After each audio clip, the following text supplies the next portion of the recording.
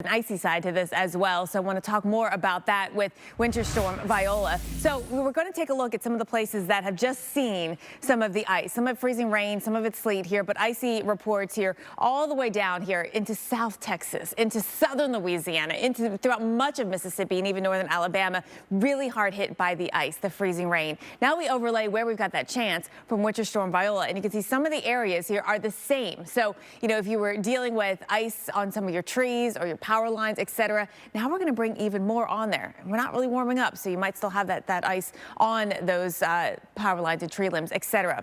Temperatures stay cold. You know, we start the day with temperatures in the single digits and teens and 20s all the way down here into South Texas. Look at San Antonio. Now we bring in our next winter storm. We've got the risk for some freezing rain. And the way this happens is that we do actually have some warmer air aloft coming in, and it pulls up like this from the south here. But with this staying sort of locked in with the cold at the surface, we do get that layer of freezing rain out there, and it stretches from parts of eastern Texas into northern parts of Louisiana. Shreveport watching you. We're going to be watching all the way into northwestern Mississippi. Even parts of Tennessee could get a little freezing rain before we change over to snow here with Viola by Thursday. All right, so how much? 1/10 of an inch, that is a travel hazard for sure. We see that out here stretching from Austin up towards Tyler, Texas, Shreveport. You're in that, and then we look at that chance for a bit more. More power outages could happen because of this here in that same zone right across northern Louisiana.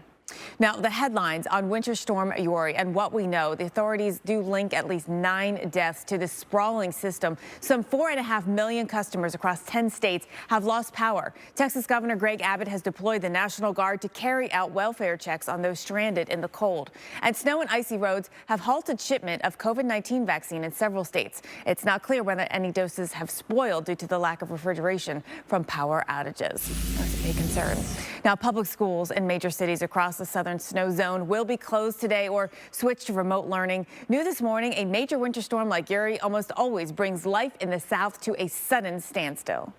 Welcome back, everyone, into AMHQ. Meteorologist Carfagno and Stephanie Abrams with you on this cold Tuesday morning. And the Weather Channel has a team of seasoned meteorologists fanned out across the country to keep you on top of Winter Storm Uri as well as Viola as it revs up in the southern plains. We want to show you the power outages in Texas because this just tells you the amount of customers, not the amount of people. It's going to be exponentially higher because you could have 2, 4, even 6 people living in one house. I mean, it's just a lot of land, area, cities, communities covered by these power outages. And sadly, authorities in Houston report 2 deaths from apparent carbon monoxide poisoning, 2 others hospitalized after one family ran their car in the garage to generate heat during the power outage. It's something you should never do, no matter where you live. So heed this advice from Houston's fire chief.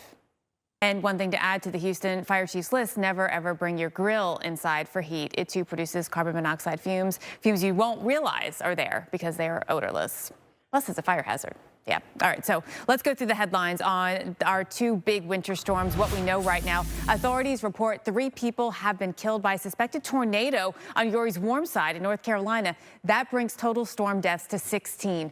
Bush International Airport in Houston hopes to reopen at 1 o'clock this afternoon. The snow and ice covering roads have halted COVID-19 vaccine shipments in several southern states. And Grand Forks, North Dakota broke above 0 degrees on Monday, the city's first time above 0 in 10 long days. I mean, can you imagine? That's what we're cheering about. Yeah, I mean, nothing to cheer about.